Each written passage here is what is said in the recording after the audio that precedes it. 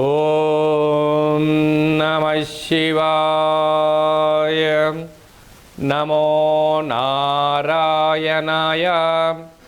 ఓం కాళభైరవాయ నమో నమః.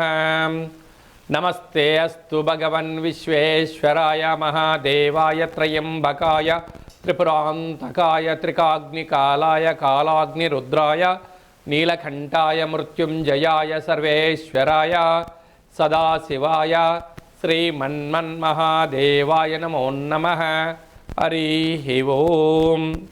మా ఛానల్కి స్వాగతం. చూస్తున్న వీక్షకులకు ప్రేక్షకులకు ప్రియ కాల భైరవ భగవద్బంధులకి స్వాగతం పలుకుతూ మమ్మల్ని ఎంతగానో ఆదరిస్తూ ఉండబడినటువంటి ప్రియ సోదర సోదరీమణులకు, జ్యోతిష్ అభిమానులకు, సనాతన ధర్మ సంరక్షకులకు, నూతనంగా గృహం నిర్మించుకోవాలి అనుకుంటున్న వారికి, అలాగే అద్దె ఇంట్లో ఉండబడిన వారికి, సొంత గృహం కలిగిన వారికి, నిత్యము ఐశ్వర్యాన్ని ఆనందాన్ని, విద్యార్థులకు విద్య, ఉద్యోగస్తులకు ఉద్యోగము, వివాహం కాని వారి వివాహము, ఐశ్వర్య శ్రీ సంపదలను ప్రసాదించాలని కాళభైరవ గృహవాస్తు కార్యక్రమానికి స్వాగతం.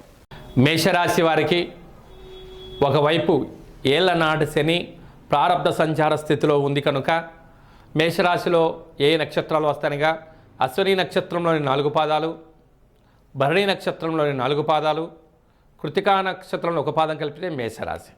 ఇలా మేషరాశి వారు ఇలాంటి గృహంలో నివసించే కాల సమయంలో ఎందుకు వివాహం అవ్వట్లేదు, గృహంలో ఎలాంటి దోషం ఉంటే వివాహం కాదో తెలుసుకుందాం. ప్రధానంగా వివాహం కావడానికి ఆదిత్యాది నవగ్రహాలలో శుక్ర భగవానుడి యొక్క కృపకటాక్ష వీక్షణ ఉండాలి. అయితే శుక్రుడు యొక్క మంత్రం చెప్పుకుంటాం. ఓం శుక్ర అరిష్టేతు సంప్రాప్తే శుక్ర పూజాంచకారయేత్ శుక్రధ్యానం ప్రవక్ష్యామి కళత్రత దోషపీడ ఉపశాంతయే అని మంత్రం చెప్పుకుంటాం మనం.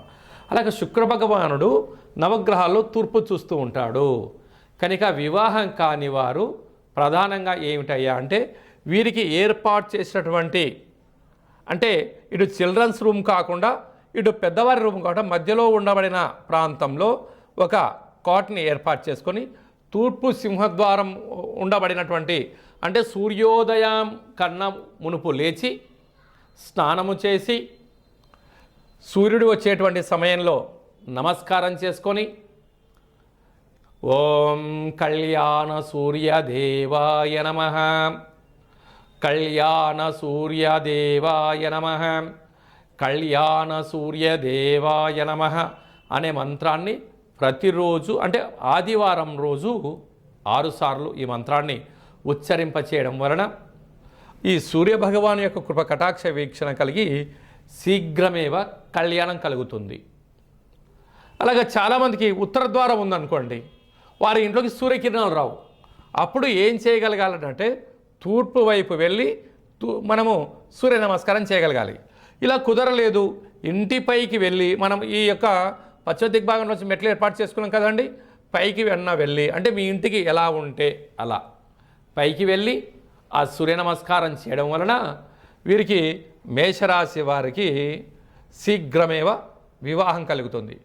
అలా ఇంకనూ ఆలస్యం అవుతుంది, ఏం చేయాలి అన్నట్లయితే ఆ ఇంట్లో ఒక పారిజాత వృక్షాన్ని నాటాడు.